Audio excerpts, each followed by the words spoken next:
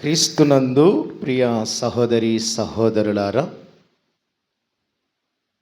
ఈ శనివారం రాత్రి విజ్ఞాపన ఆరాధన కూడికకు కూడివచ్చిన మీ అందరికీ మన ప్రభువు మన రక్షకుడైన యేసుక్రీస్తు ప్రశస్తమైన నామాన్ని బట్టి చేరివచ్చిన మీ అందరికీ నా హృదయపూర్వకమైన శుభాభివందనాలు అందరికీ తెలియచేస్తూ ఉన్నాను. సంతోషంగా ఉన్న వాళ్ళందరూ కూడా ఒకసారి రెండు చేతులెత్తి యేసయ్యకు బిగ్గరగా స్తోత్రాలు చెప్తారా?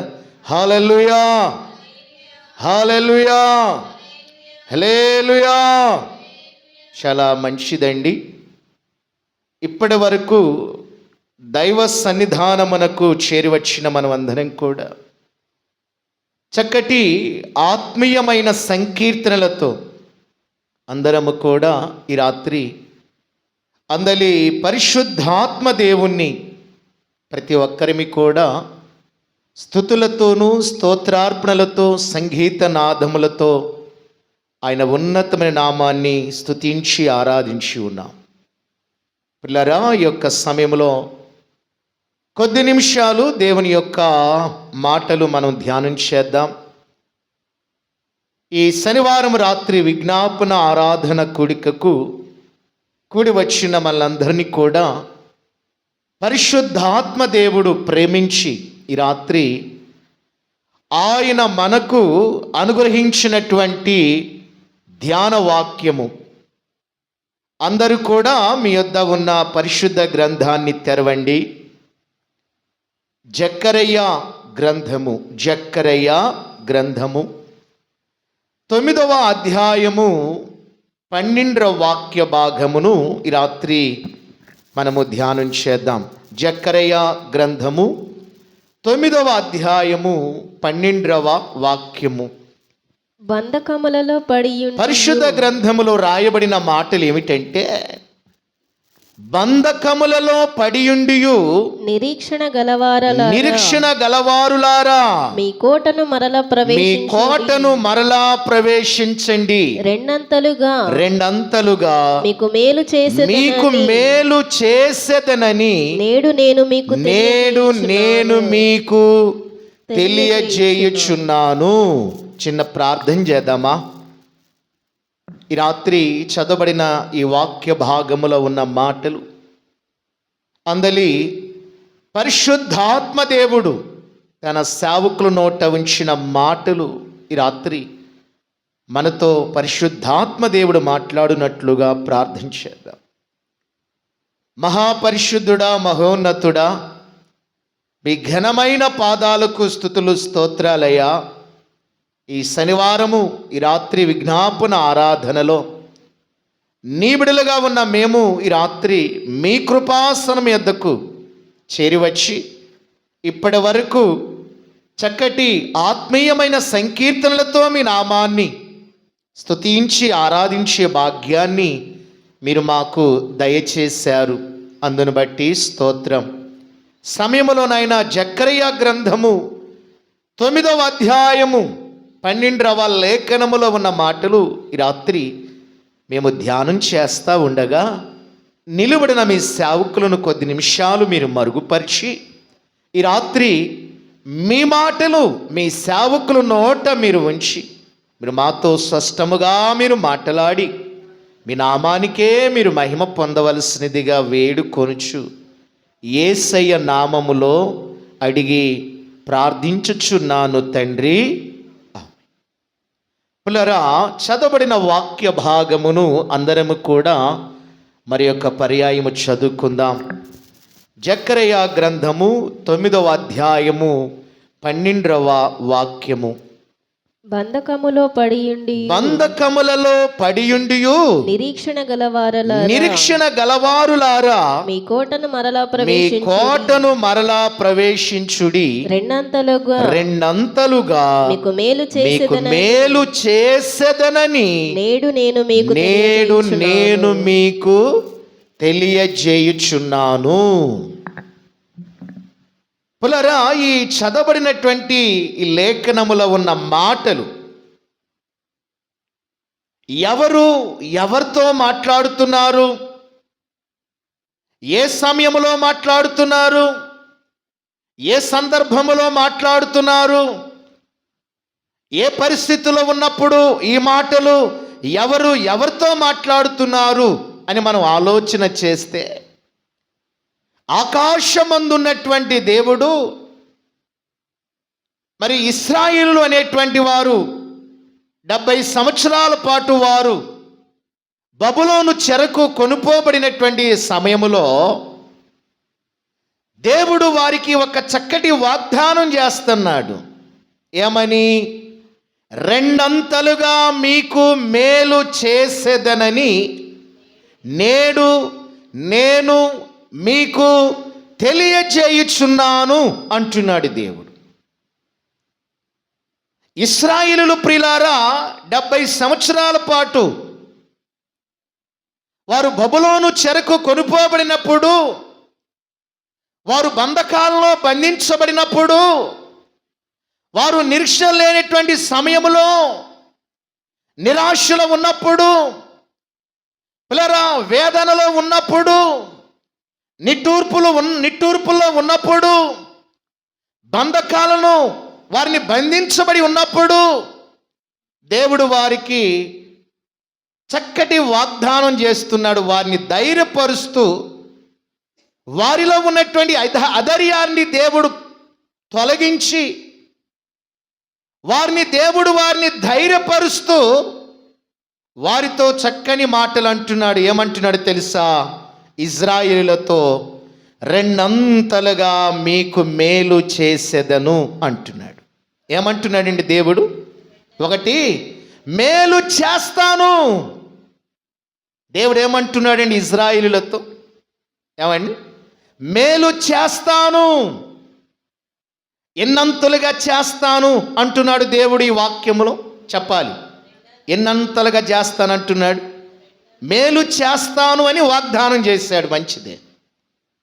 ఆ మేలు దేవుడు ఎన్నంతలుగా చేస్తాను అన్నాడంటే రెండంతలుగా చేస్తాను అంటున్నాడు. ఎప్పుడు చేస్తానంటున్నాడు? ఏమండి? ఎప్పుడు చేస్తానంటున్నాడు దేవుడు మేలు రెండంతలుగా? నేడే, ఈరోజే, ఇప్పుడే, ఈ సమయమందే నేను మీకు రెండంతలుగా మేలు చేస్తాను అని దేవుడు ఇక్కడ మాట్లాడుతున్నాడు. గమనించండి ప్రియులారా, మన అర్హతను బట్టి కాదు, తన కనికరాన్ని బట్టి మాత్రమే దేవుడు ప్రతి ఒక్కరికి కూడా రెండంతలుగా మేలును దేవుడు దయచేయనై ఉన్నాడు. మన గొప్పతనాన్ని బట్టి దేవుడు మేలు చేయడు, మనకున్న బలాన్ని బట్టి దేవుడు మేలు చేయడు, మనలో ఉన్న శక్తిని బట్టి దేవుడు మేలు చేయడు. దేవుడు ప్రియులారా ఎలాంటి వారికి మేలు చేస్తాడు అంటే కేవలము తన కనికరమును బట్టి. దేవుని యొక్క కనికరమును ఎవరైతే పొందుతారో అలాంటి వారి పట్లే దేవుడు రెండంతలుగా మేలు చేస్తాను అని ఈ రాత్రి దేవుడు మనకు వాగ్దానం చేస్తున్నాడు. గమనించండి ప్రభునందు ప్రియమైన దేవుని బిడ్డలారా, ఈ మేలును మనము ఆలోచన చేస్తే రెండంతల మేలు మాత్రమే కాదు కానీ ఇంకేం చేస్తానంటున్నాడు? రెండంతల శక్తిని నేను మీకు ఇస్తాను. ఒకవేళ మీరు ఈ రాత్రి శక్తిని కోల్పోయారేమో, బలాభివృద్ధిని కోల్పోయారేమో, ఈ రాత్రి మీరు నిరాశలో ఉన్నారేమో, ఈ రాత్రి మీరు నిస్పృహలో ఉన్నారేమో, ఈ రాత్రి మీరు దుఃఖములో ఉన్నారేమో, వాటన్నిటి నుండి నేను వైదొలగింపజేసి మీకు నేను రెండంతలుగా శక్తినిస్తాను అంటున్నాడు దేవుడు. దేవునికే మహిమ కలుగునుగాక. రెండంతల ఆశీర్వాదాలను నేను మీకు ఈ రాత్రి దేవుడు దయచేస్తాను అని దేవుడు వాగ్దానం చేస్తున్నాడు. రెండంతల ఆరోగ్యాన్ని దేవుడు మనకు రెండంతలుగా దేవుడు అనుగ్రహిస్తాను అని ఈ రాత్రి వాగ్దానం చేస్తున్నాడు. దేవునికే మహిమ కలుగునుగాక. హల్లెలూయా. ఒక్క విషయాన్ని మీకు నేను ఈ రాత్రి జ్ఞాపకం చేస్తున్నాను. అదేంటంటే ఆత్మ సంబంధమైన మేలులో కూడా ఈ రాత్రి మనము గమనిస్తే 2 అనుభవాలు ఉంటాయండి. ఆత్మ సంబంధమైన మేలులలో ఏమి ఉంటాయంటే 2 ఆధ్యాత్మికమైనటువంటి అనుభవాలు ఉంటాయి. అదేంటంటే మొట్టమొదటిది రక్షణ పొందడం. రెండవదిగా మనము చూస్తే పరిశుద్ధాత్మతో మనము నింపబడడం. రక్షణ పొంది పరిశుద్ధాత్మతో ఎవరైతే నింపబడుతూ ఉంటారో అలాంటి వారందరికీ కూడా దేవుడు ఈ రాత్రి 2 ఆశీర్వాదాలను నేను మీకు అనుగ్రహిస్తాను అని దేవుడు చక్కని వాగ్దానం చేస్తున్నాడు. కనుక ప్రియులారా, దేవుడు ఈ రాత్రి మనకు అనుగ్రహించే ఆత్మ సంబంధమైనటువంటి ఆ 2 ఆశీర్వాదాలు మనము ఈ రాత్రి మనము పొందాలి అంటే ఎవరు దానికి అర్హులు, ఎవరు ఆశీర్వాదాలు పొందగలుగుతారు అని మనం ఆలోచన చేస్తే ప్రియులారా, యేసు క్రీస్తును ఎవరైతే తమ సొంత రక్షకుడుగా అంగీకరించి రక్షించబడి మారు మనస్సును పొంది పాప క్షమాపణ పొంది బాప్తిస్మమును పొంది పరిశుద్ధుల సహవాసములో చేరి ఈ రీతిగా ప్రభువుని ఎవరైతే ఆరాధన చేస్తారో అలాంటి వారికి దేవుడు ఏమి ఇస్తానంటున్నాడు? 2 ఆశీర్వాదాలు ఇస్తానంటున్నాడు. 2 దీవెనలు నేను మీకు ఇస్తానంటున్నాడు. 2 కృపను నేను మీకు ఇస్తానంటున్నాడు. ఇదిగో మీ కుటుంబాలను నేను 2 ఆశీర్వదిస్తాను అని దేవుడు వాగ్దానం చేస్తున్నాడు. దేవునికే మహిమ కలుగునుగా. దేవుని ద్వారా పర సంబంధమైన ఆశీర్వాదాలు ఈ రాత్రి మనము పొందాలి అంటే ఎవరు దానికి అర్హులంటే రక్షించబడిన వారు 2 ఆశీర్వాదాలు పొందడానికి అర్హత కలిగినటువంటి వారు. రెండవదిగా మనము చూస్తే రక్షణ పొందినంత మాత్రాన సరిపోదు కానీ, పిల్లల బాప్తిస్మము పొందినంత మాత్రాన సరిపోదు కానీ, పరిశుద్ధులుగా జీవించుచున్నంత మాత్రాన సరిపోదు కానీ, రక్షించబడిన ప్రతి ఒక్కరు కూడా పరిశుద్ధాత్మ అభిషేకముతో నింపబడాలి. ప్రభువు అన్నాడు కదా, ఏమన్నాడు?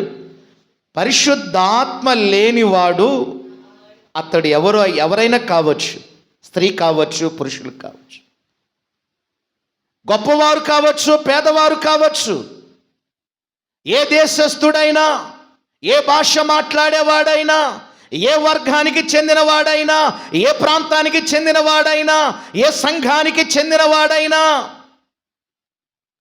పరిశుద్ధాత్మ శక్తి నీవు పొందకపోతే నీవు ఏమాత్రము కూడా నీవు నా వాడవి కావు. కనుక ప్రియులారా, రక్షణ పొందినంత మాత్రాన సరిపోదండి. దేవుని యొక్క ఆశీర్వాదాలు పొందడానికి, అనుభవించడానికి పిల్లరా రక్షించబడినంత మాత్రాన సరిపోదు. రక్షించబడిన ప్రతి ఒక్కరు కూడా ఏమి కలిగి ఉండాలంటే పరిశుద్ధాత్మ అభిషేకముతో నింపబడి ఉండాలి. ఎందుకంటే పరిశుద్ధాత్మ లేనివాడు నా వాడు కాడు అని దేవుడు కంఠోపాఠముగా ఆయన వ్యాఖ్యానం చేస్తున్నాడు. గనుక ప్రియులారా, పరిశుద్ధాత్మతో మనము నింపబడాలి. కారణం ఏంటని మనం ఆలోచన చేస్తే ఒక విషయాన్ని చెప్పనివ్వండి. మన శరీరములో ప్రియులారా చూడండి, బాహ్యముగా కనబడేటువంటివి మన శరీరములో ఏమి ఉన్నాయండి? కనబడేటువంటివి. కనబడనటువంటివి చాలా ఉన్నాయి. బాహ్యముగా కనబడేటువంటివి మన శరీరములో ఏ ఏ భాగాలు ఉన్నాయో మీకు తెలుసా? ఏమి కనబడుతున్నాయి మన శరీరములో? మొట్టమొదటిగా ఏమండి, 2 కళ్ళు కనపడతాయి. ముఖంలో ఉన్న కళ్ళు మన శరీరములో ప్రియులారా ఈ రాత్రి ప్రత్యక్షముగా కనబడేటువంటివి ఏమిటంటే ప్రియులారా, ప్రతి ఒక్కరిలో కూడా 2 కళ్ళు కనపడుతూ ఉంటాయి. ఇంకా 2 చెవులు కనబడుతూ ఉంటాయి. ఇంకేం కనబడుతూ ఉంటాయి? 2 చేతులు కనబడుతూ ఉంటాయి. ఇంకా ఏమోనండి, మనకు 2 భాగాలు, 2 కాళ్ళు కూడా ఉన్నాయి. ఇవి 2 జతలుగా ఉన్నాయండి. ఏమండి, దేవుడు ప్రతి మనిషికి 2 భాగాలు పెట్టాడు. చూడండి బిడ్డలారా, 2 కళ్ళు పెట్టాడు, 2 చెవులు పెట్టాడు, 2 చేతులు పెట్టాడు, 2 కాళ్ళు పెట్టాడు. ఈ శరీరములో ఉన్నటువంటి ఈ అవయభాగాలు బిడ్డలారా సక్రమముగా పనిచేయాలి. ఈ రెండు భాగాలు ఏటికి అవి సక్రమముగా పనిచేయాలి. ఏవి పని చేయకపోయినా కానీ మనిషి అనారోగ్య పాలవుతూ ఉంటాడు. కనుక ప్రభునందు ప్రియమైన దేవుని బిడ్డలారా, ఇవన్నీ కూడా మనము చూస్తే దేవుడు ప్రియులారా 2 అంతలుగానే దేవుడు చేశాడు. మనము ఆరోగ్యకరముగా ఉన్నామంటే ఈ రాత్రి, మనము ప్రియులారా బలము కలిగి ఉన్నామంటే ఈ రాత్రి, మనము శక్తి కలిగి ఉన్నామంటే, అనారోగ్యముగా లేకుండా ఆరోగ్యకరముగా మనం ఉన్నామంటే అది నీ బలము కాదు, నీ శక్తి కాదు, నీ జ్ఞానము కాదు. ఎవరి బలమో తెలుసా? అది దేవుని యొక్క బలము, దేవుని యొక్క శక్తి, దేవుని యొక్క జ్ఞానము. దేవునికే మహిమ కలుగునుగా. హల్లెలూయా, హల్లెలూయా. కనుక ప్రభునందు ప్రియులారా, పరిశుద్ధ గ్రంథములో మనము చూస్తే ఏదెనులోనికి మనం వెళదాం ఈ రాత్రి. సృష్టి ప్రారంభములో దేవుడు ఏదెను తోటను నిర్మాణము చేసినప్పుడు ఏదెను తోటలో మానవుల కంటే ముందు ఏమి నిర్మించాడండి? ఏదెను తోటలో ఏమండి? రెండు జతల ఆకాశ పక్షులను దేవుడు సృష్టించాడు. 2 జతలు, ఆడదియు మగదియు. అలాగే మనము చూస్తే భూజంతువులలో కూడా ఏమండి, నేల మీద ఉన్నటువంటి జంతువులలో కూడా ఒకటి మగదియు, రెండవదిగా ఆడదియు. ఆకాశంలో సంచరించే పక్షుల్లో కూడా ఒకటి మగదియు, రెండవదిగా ఆడదియు. ఆడ మగ. అలాగే ప్రియులారా, ఈ భూమి మీద ప్రాగుతున్నటువంటి సర్వజీవులను కూడా ఒకటి మగ, 2 ఆడ. సముద్రములో ఉండేటువంటి జలచరాలు అనగా చేపలు, అవి కూడా మనము చూస్తే ఒకటి ఆ మగయు, రెండవదిగా ఆడది. అలాగే ఈ సృష్టిలో ఉన్నటువంటి పిల్లరా మరి వృక్షాలను కూడా మీరు పరిగణనలోకి తీసుకోండి. తాడి చెట్లు కూడా మనము చూస్తే ఆడ చెట్లు ఉన్నవి, మగ చెట్లు కూడా తాడి చెట్లలో కూడా చూస్తాం. మగ చెట్లకు ఏమి కాస్తాయండి? తాడి చెట్టు నుండి మట్టలు, గొలకలు వస్తాయి. ఆడ చెట్టుకైతే తాటికాయలు వస్తాయి, తాటి ముంజలు ఉంటాయి.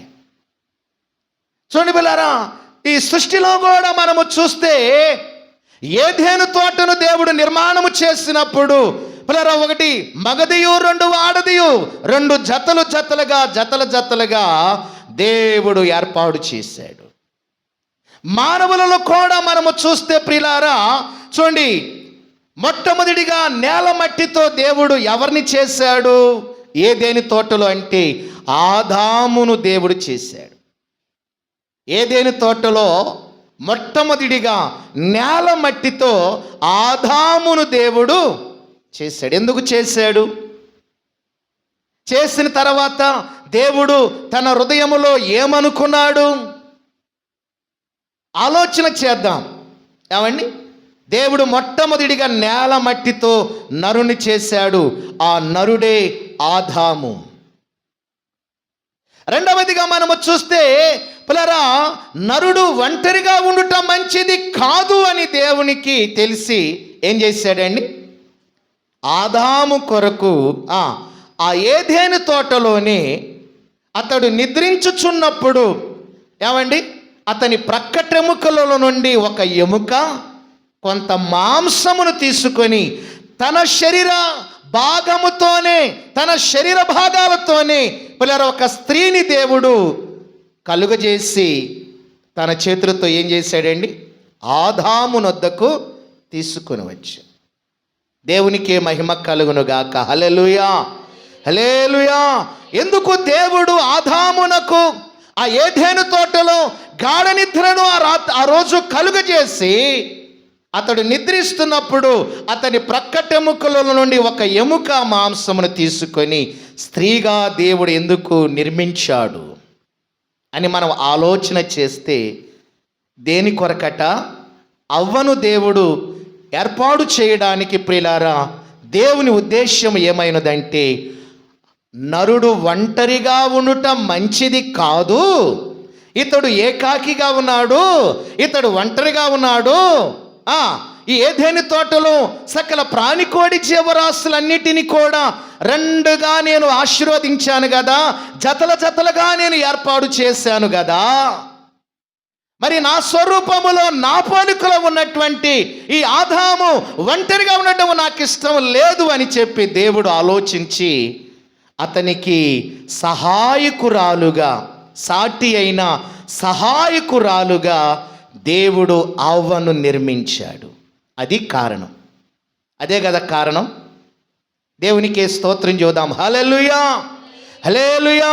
పరిశుద్ధ గ్రంథములో మనము గమనిస్తే ప్రియులారా, చూడండి ప్రియులారా, మరి కుటుంబ వ్యవస్థను కూడా ఎవరు ఏర్పాటు చేశారు అంటే దేవుడే ఏర్పాటు చేశాడు. ఏ వ్యవస్థనండి? కుటుంబ వ్యవస్థ. ఏదైనా తోటలో ఆదాము అవ్వలను దేవుడు ఏర్పాటు చేసి వారితో అంటున్నాడు, మీరు ఫలించండి, మీరు విస్తరించండి, మీరు ఈ భూమిని లోపర్చుకొనండి. అదే కదా దేవుడు ఆదాముతో అంటున్నాడు. చదువుతారా ఆ మాటను ఒక్కసారి చదవండి. ఏమంటున్నాడు దేవుడు? మీరు ఫలించండి, విస్తరించండి, అభివృద్ధిని పొందండి, దీనిని మీరు స్వాధీనపరచుకోమంటున్నాడు దేవుడు. దేవునికే మహిమ కలుగునుగాక. హల్లెలూయా, హల్లెలూయా. ఏదెను తోటలో ఉన్న ఆదాము అవ్వలను దేవుడు ఆ భార్యాభర్తలను ఆశీర్వదించి ఏం చేశాడు? వారికి సంతాన భాగ్యము కలుగున్నట్లుగా దేవుడు వారిని ఏం చేశాడు? ఏదెను తోటలో ఆశీర్వదించాడు. ఆదామును ఆశీర్వదించాడు, తన భార్య అయినటువంటి అవ్వను కూడా దేవుడు ఆశీర్వదించాడు. దేవునికే మహిమ కలుగునుగాక. హల్లెలూయా. అందుకే 127వ కీర్తన 3వ వాక్యములో మనము గమనిస్తే ప్రియులారా, అక్కడ రాయబడింది, గర్వఫలమట ఎవరిచ్చే బహుమానం అంటే యెహోవా ఇచ్చేటువంటి బహుమానం. దేవుడిచ్చే బహుమానం ఏమిటంటే ఈ రాత్రి గర్భఫలము. వివాహమైన తరువాత ఆ యవనస్తులకు వారి దాంపత్య జీవితంలో ఏమిస్తాడట? గర్భఫలాన్ని దేవుడు అనుగ్రహిస్తాడు. దేవునికే మహిమ కలుగునుగాక. హల్లెలూయా. గర్భఫలము అనేటువంటిది అది యెహోవా ఇచ్చేటువంటి ఒక గొప్ప బహుమానం అండి. అందుకే బైబిల్ రాయబడింది 113వ కీర్తన 9వ వాక్యములు మనము చూస్తే సంతులేని దానిని దేవుడు ఇల్లాలుగాను, కుమారులు సంతోషము గల తల్లిగాను ప్రభువు చేస్తున్నాడు. ఇది ఆశీర్వాదం. చూడుబిలారా, వివాహమైనటువంటి ఆ దంపతుల యొక్క దాంపత్య జీవితములో నుండి ఏమిస్తున్నాడు? 2 అంతల ఆశీర్వాదం ఇస్తున్నాడు. అదే దేవుడు చెప్పుచున్నటువంటి వాగ్దానము. ఏమిటి ఆ వాగ్దానము? 2 అంతలుగా నేను మీకు మేలు చేస్తాను. ఇదిగో నేను 2 అంతలుగా నేను మీకు మేలు చేస్తాను. మొట్టమొదటిగా మీ కుటుంబ వ్యవస్థను నేను ఆశీర్వదిస్తాను అని దేవుడు వాగ్దానం చేస్తున్నాడు. భార్యాభర్తలతో దేవుడు వాగ్దానం చేస్తున్నాడు. మీకు కుమారులను ఇస్తాను, కుమార్తెలను ఇస్తాను. సంతులేని దానిని ఏం చేస్తాడట దేవుడు? ఇల్లాలుగా, కుమారులు సంతోషము గల తల్లిగా నేను ఆశీర్వదిస్తాను. నేను ఆశీర్వదించేటువంటి దేవుడను, నేను మేలు చేసే దేవుడను.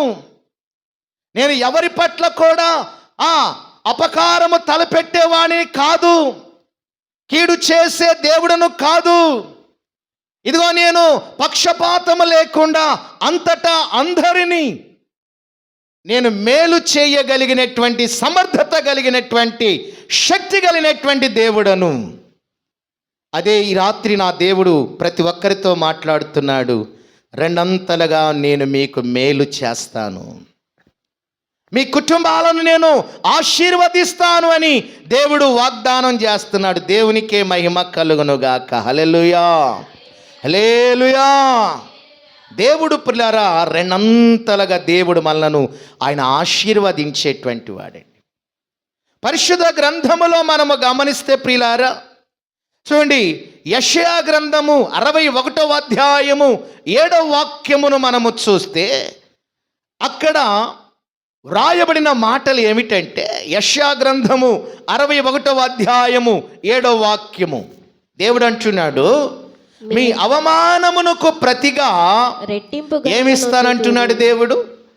మీ అవమానమునకు ప్రతిగా. అవమానించబడ్డావా నీ ఆధ్యాత్మికమైన జీవితంలో? లేక శోధించబడ్డావా నీ ఆధ్యాత్మికమైన జీవితంలో? లేక అనారోగ్య పాలైపోయావా శారీరకమైనటువంటి విషయాలలో? అప్పుల పాలైపోయావా? అపనిందల పాలైపోయావా? అవమాన పాలైపోయావేమో? నా దేవుడు వాగ్దానం చేస్తున్నాడు, ఈ విజ్ఞాపన ఆరాధన కూడికకు చేరి వచ్చిన ప్రతి ఒక్కరితో దేవుడు వాగ్దానం చేస్తున్నాడు. ఏమంటున్నాడంటే ఆయన, మీ అవమానమునకు ప్రతిగా ఏమిస్తానంటున్నాడు? చదవండి. మీ అవమానమునకు ప్రతిగా రెట్టింపు ఘనత నొందుదురు. నిందకు ప్రతిగా. ఒకవేళ మీరు నిందించబడ్డారా, నిందకు ప్రతిగా తాము పొందిన భాగమును అనుభవించి వారు సంతోషించుతారు. అవమానించబడ్డావా? రెండంతలుగా నేను ఏం చేస్తాను. ఎక్కడ అవమానించబడ్డావో, ఎక్కడ నీవు ద్వేషించబడ్డావో, ఏ ప్రాంతంలో నీవు అదిగో తృణీకరింపబడ్డావో, తృణీకరింపబడిన చోట, అవమానపరచబడిన చోట, ఇదిగో సర్వజనులు నిన్ను దూషించిన చోటనే రెట్టింపు ఘనతను నేను నీకు ఇస్తాను. అక్కడ సంఘములో ఒకవేళ సహోదరుల మధ్య అవమానపరచబడ్డావేమో, కుటుంబంలో కూడా తల్లిదండ్రుల చేత అవమానపరచబడ్డావేమో, ఈ రాత్రి సంఘములో, సమాజములో, వ్యక్తిగతముగా నీ ఆధ్యాత్మికమైన జీవితంలో ఒకవేళ నీవు అవమానపరచబడ్డావేమో, హేళన చేయబడ్డావేమో, ఎక్కడ అవమానపరచబడ్డావో, ఎక్కడ ఇతరుల ద్వారా ద్వేషించబడ్డావో, ఎక్కడ ఇతరుల ద్వారా ఇదిగో హేళన చేయబడ్డావో, వారి ఎదుటే నేను రెండంతలుగా నేను నిన్ను ఆశీర్వదిస్తాను, ఘనపరుస్తాను అంటున్నాడు. అదే కదా అక్కడ రాయబడింది. చదవండి ఒక్కోసారి, మరొక మాట, ఆ మాట మరొకసారి. యెషయా గ్రంథము 61వ అధ్యాయము 7వ వాక్యం.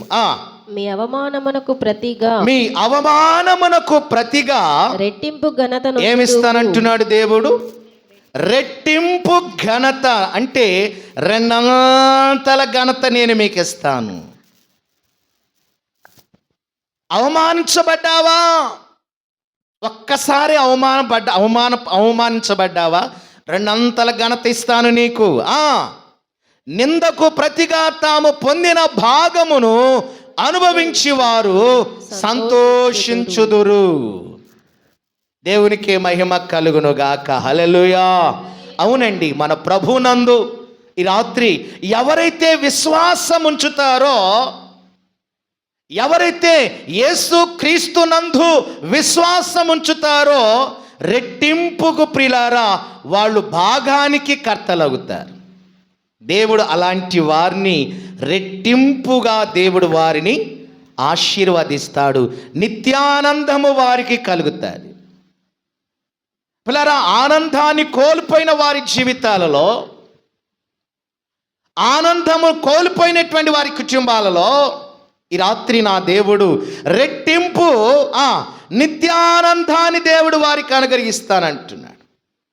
అవమానమును ప్రియులారా, దుఃఖమును ప్రియులారా తల్లకిందులు చేయుటకే ఈ రాత్రి నేను ప్రకటించుచున్నటువంటి నా ప్రభువు ఏది 2026 సంవత్సరాల క్రితము నీ కొరకు, నా కొరకు, ఈ రాత్రి మనందరి కొరకు 2026 సంవత్సరాల క్రితమే పిల్లరా మనలో ఉన్న అవమానాన్ని తొలగించి మనలను ఆనందింప చేయుట కొరకు రెండంతలుగా ఈ రాత్రి నిన్ను నన్ను మళ్ళందరినీ కూడా ఆశీర్వదించడానికి ప్రభువైన యేసుక్రీస్తు వారు ఏది ఈ రాత్రి నేను ప్రకటించుచున్నానే, ఆయన నీ కొరకు 2026 సంవత్సరాల క్రితమే వచ్చేసాడు.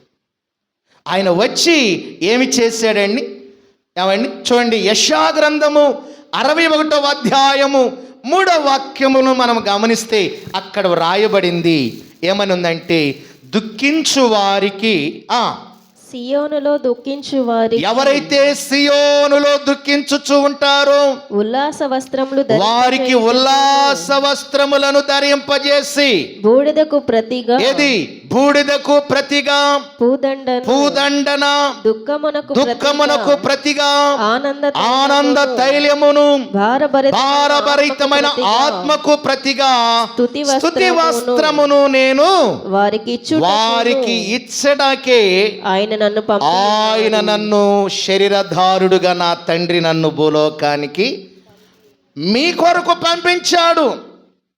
యేసుక్రీస్తు ప్రియులారా, పరలోకాన్ని విడిచిపెట్టి భూలోకానికి ఎవరి కొరకు వచ్చాడంటే ఆయన కొరకు రాలా, తన కొరకు తాను ఈ లోకానికి రాలా, నీ కొరకు నా కొరకు మనందరి కొరకు, మనలను రక్షించుట కొరకు, దుఃఖించే వారికి ఉల్లాస వస్త్రమునివ్వడానికి, బూడిదకు ప్రతిగా పూదండన ఇవ్వడానికి, దుఃఖమునకు ప్రతిగా ఆనంద తైలమును ఇవ్వడానికి, రెండంతల ఆశీర్వాదాలు నా ప్రభువు నీకు నాకు మనందరికీ ఇవ్వడానికి 2000 సంవత్సరాల క్రితము ఈ లోకానికి వచ్చాడండి.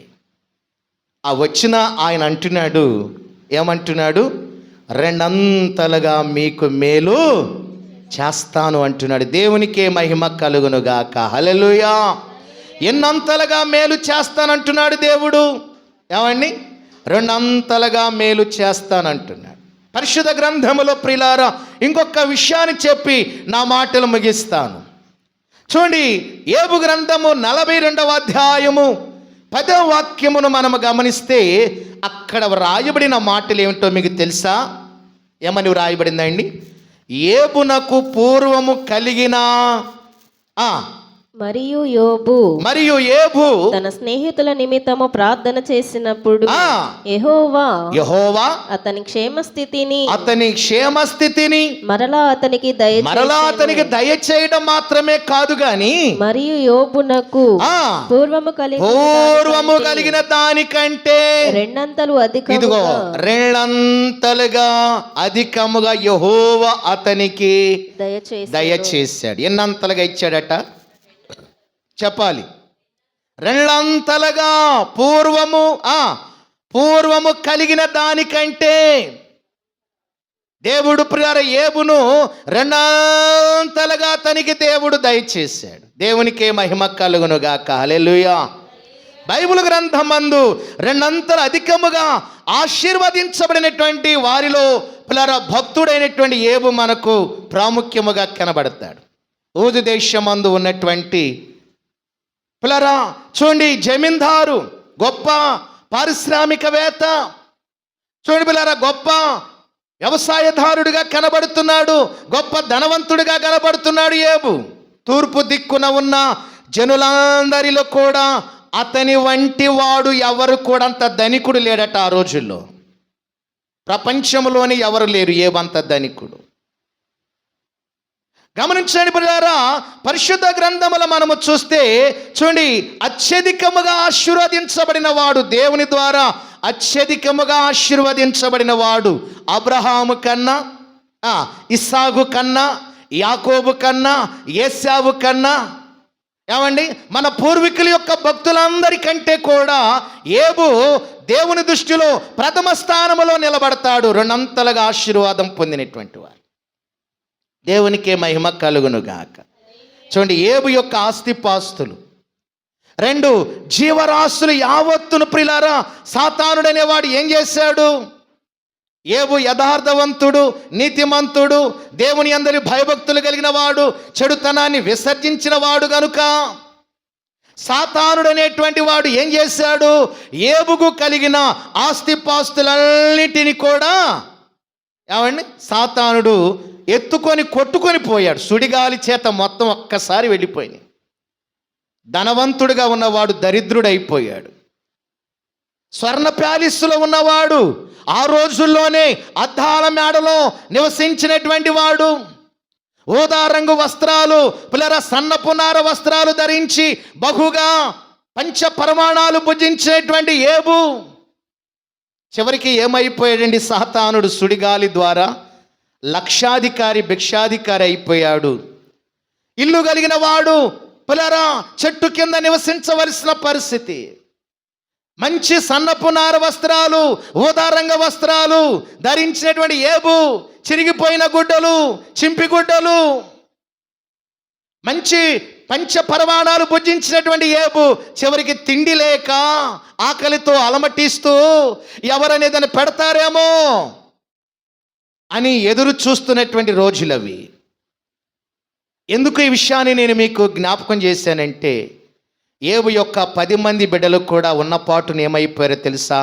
సాతానుడి యొక్క బలమైన ఉచ్చులకు వారు కూడా 7 కుమారులు, 3 కుమార్తెలు అకాల మరణము. గమనించండి ప్రియులారా, అతని ఒంటి మీద మరొక కురుపుల బాధ. ఎక్కడ చూసినా చీము నెత్తురు కారిపోతుంది, దుర్వాసన వెదజల్లుతుంది, దేహం అంతా కూడా పాడైపోయింది. తినడానికి తిండి లేదు, కట్టుకోవడానికి వస్త్రాలు లేవు, నివసించడానికి సరైన గూడు లేదు. ఉన్న కుమారులు కుమార్తెలు చనిపోయారు. ఆస్తిపాస్తులన్నీ కూడా సాతానుడు ఊర్చుకొని వెళ్ళిపోయాడండి. అయినా కానీ ఏబు యొక్క జీవితంలో తన భార్య వచ్చి తనతో అంటుంది, పనికిమాలినోడా, ఎందాక దేవుడు దేవుడు దేవుడు అంటావు? ఆ దేవుణ్ణి దూషించి చావకూడదు. ఎందుకు? నీ వల్ల ఏమి ప్రయోజనం ఉంది భూమి మీద? చచ్చిపో. కట్టుకున్న భార్య పిల్లరా చూడండి, పిల్లరా ఏబు యొక్క భార్య వచ్చి చివరి దశలో ఏబునంటుంది, దేవుడు దేవుడు అంటున్నాడు. ఆ మాయదారి దేవుడు ఏం చేశాడు నీకు? ఆ దేవుని నమ్ముకున్నావు, చూడు ఇంత నష్టమా, ఎంత బాధలా, ఇన్ని కష్టాలా. ఆ దేవుణ్ణి దూషించి చావకూడదు, నీ వల్ల ప్రయోజనం ఏంది భూమి మీద అని భార్య కూడా ఏబును దూషించిందండి. కానీ ఏబు దేవుని దూషించాడా? ఒక్క మాట కూడా. యెహోవాయే ఇచ్చాడు, యెహోవాయే తీసుకుని వెళ్ళాడు.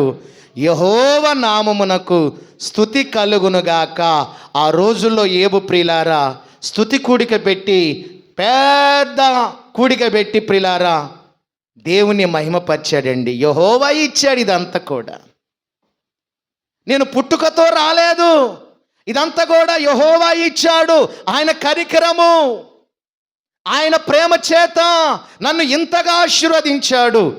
ఆయన తీసుకున్నాడు, దేవునికే మహిమ కలుగునుగాక అన్నాడే తప్ప భార్య మాట విని దేవుని దూషించిన వాడు మాత్రం కాదు. అందుకే ప్రియులారా చూడండి, పరిశుద్ధ గ్రంథములో మనము చూస్తే దేవుడు ప్రియులారా మరి ఏబు బైబిల్ పండితులు అంటారు, నేననే మాట కాదు ఇది, బైబిల్లో కూడా ఈ మాటలు రాయబడలేదండి. బైబిల్ పండితులు అంటారు ఏబు మరి ఎంతకాలము శ్రమపడ్డాడు అనేటువంటిది బైబిల్లో ఎక్కడ కూడా ఏబు గ్రంథములో వ్రాయబడలేదు. నా సొంత మాటలు కూడా నేను మీతో చెప్పడం లేదు, ఎందుకంటే బైబిల్లో ఒక్క మాట తీసివేయకూడదు, మరొక మాట కలపకూడదు. తీసివేసిన శాపగ్రస్తులు అవుతారు, కలిపిన శాపగ్రస్తులు అవుతారు. కనుక నేను అనడం లేదు, బైబిల్ మహాపండితులు అంటారు ఏబు శ్రమకాలం అంతా కూడా ఎంతకాలము మరి ఏబు శ్రమపడ్డాడు అని మనం ఆలోచన చేస్తే కేవలమట 1 సంవత్సరములో 6 నెలలు మాత్రమే శ్రమపడ్డాడట. ఎన్ని నెలలు శ్రమపడ్డాడండి? ఏమండి 6 నెలలు. నెలకి ఎన్ని రోజులండి? 30 రోజులు లేక 31. 6 × 30 ఎన్ని రోజులు శ్రమపడ్డాడు ఏబు? 6 నెలలు మాత్రమే శ్రమ పడ్డాడు. కౌంట్ చేసుకోండి ఎలాకెళ్ళినాక. ఈ 6 నెలలు మరి సాతానుడు ద్వారా శోధించబడ్డాడు యోబు. దేవుని ద్వారా కాదండోయ్, సాతానుడు ద్వారా శోధించబడిన తర్వాత దేవుడు యోబు మీద ఏం చేశాడట? జాలి పడ్డాడు దేవుడు. ఎవరి మీద జాలి పడ్డాడు దేవుడు? యోబు మీద దేవుడు జాలి పడ్డాడు. అయ్యో పాపం, కుమారులు చనిపోయారు, కుమార్తెలు చనిపోయారు, ఆస్తిపాస్తులన్నీ పోయాయి, ఉన్నదంతా కూడా ఊడ్చుకుని వెళ్ళిపోయింది. అయినా కానీ అతని విశ్వాసం, అతనిలో ఉన్న విశ్వాసం, అతనిలో ఉన్న నిరీక్షణ, అతనిలో ఉన్న సమర్పణ చాలా గొప్పది కదని చెప్పి దేవుడట ఏమండి యోబు కేవలము 6 నెలల పాటు మాత్రమే శ్రమ పడ్డాడు అని బైబిల్ పండితుల యొక్క అభిప్రాయం. అది కూడా నా అభిప్రాయం కాదు. బైబిల్లో కూడా యోబు 6 నెలలు మాత్రమే శ్రమ పడ్డాడని లేఖనాలు ఎక్కడ వ్రాయబడలేదండోయ్. బైబిల్ పండితులు చెప్పేటువంటి మాట అది. 6 నెలలు శ్రమ పడ్డాడు. 6 నెలల తర్వాత ఆకాశమందున్న దేవుడు యోబు మీద జాలిపడి అతడు కోల్పోయిన సమస్తాన్ని కూడా ఏమిచ్చాడట? 2 అంతలుగా ఇచ్చాడు. యోబు గ్రంథము మీరు ఎల్లకెళ్ళాక చదువుకోండి, సమయం అయిపోయింది, నా మాటలు ముగిస్తున్నాను. యోబు గ్రంథము 1వ అధ్యాయము 3వ వాక్యాన్ని చదవండి. అలాగే యోబు గ్రంథము 42వ అధ్యాయము 12వ వాక్యాన్ని కూడా మీరు ఎల్లకెళ్ళాక చదువుకోండి. అతడు 1 కోల్పోతే 2 అంతలుగా దేవుడు అతనికి ఇచ్చాడు. అందుకే ప్రియులారా, ఆనాడు ఇశ్రాయేలు అనేటువంటి వారు బబులోను చెరకు కొనుపోబడినప్పుడు దేవుడు వారితో ముఖాముఖిగా మాట్లాడుతున్నాడు. 70 సంవత్సరాల పాటు వారు ఇశ్రాయేలు బబులోను చెరలో ఉన్నప్పుడు దేవుడు వారితో అంటున్నాడు, బంధకాలలో పడియుండియు ఏది నిరీక్షణ గలవారులారా, మీ కోటను మీరు మరలా ప్రవేశించండి, 2 అంతలుగా మీకు మేలు చేసేదను. ఎప్పుడు మేలు చేస్తానంటున్నాడు దేవుడు? నేడే, ఇప్పుడే, ఈ సమయమందే నేను మీకు మేలు చేసేదను. ఆ మేలు కూడా 2 అంతలుగా నేను చేస్తాను. ఈ రాత్రి ఎవరైతే ఈ శనివారము విజ్ఞాపన ఆరాధనకు క్రమముగా ఎవరైతే వస్తారో ఆ కుటుంబాలకు 2 అంతలుగా మేలు చేస్తాను అని దైవ సేవకుల ద్వారా పరిశుద్ధాత్మ దేవుడు మనతో మాట్లాడుతున్నాడు. అట్టి కృప, అట్టి ఆశీర్వాదాలు ఈ రాత్రి ఆయన సన్నిధానమునకు చేరి వచ్చిన మనము, దైవవాక్య సందేశాన్ని వినుచున్నటువంటి మనము ప్రభు ద్వారా కలిగి ఆత్మ సంబంధమైన మేలు పొందుదాము. అట్టి కృప దేవుడు మనకు అనుగ్రహించునుగాక. దయచేసి అందరూ కూడా మోకరించండి, ప్రార్థన చేసుకుందాం.